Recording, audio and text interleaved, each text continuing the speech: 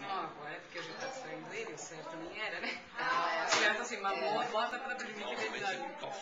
ele apaga assim logo depois, né? Ah. Muito bonito. Mas hoje é uma exceção, né, amor? Começando a dar um bocejinho. Lógico.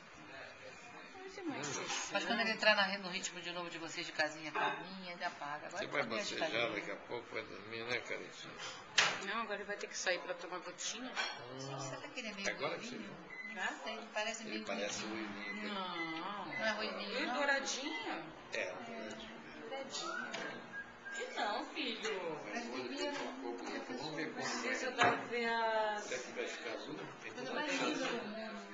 Vai, Nena. Não, né, filho? Apesar que o ruivo eu acho que é excessivo, né, Zé? O O ruivo eu acho que Léo, é pequeno, tem umas fotos dele com olho azul. É, ainda pode mudar, né? Mas Muda muito. O Nós dele já ficou combinamos que esverdeado. vai ficar Vai ficar azul, né? Ai, Bom, o menina. teu, tirando pelo teu, pô.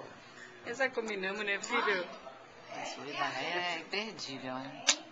E nós já combinamos. Cara, tu Ele tá fica levinho, com né, cara? teu Tu vai olhinho. ficar pesado, daqui a pouco tua mãe vai te pegar no colo, vai ficar com o braço doendo. Agora ele já tá com um pezinho acima de novo do que ele nasceu, porque no começo ele espera. Aí agora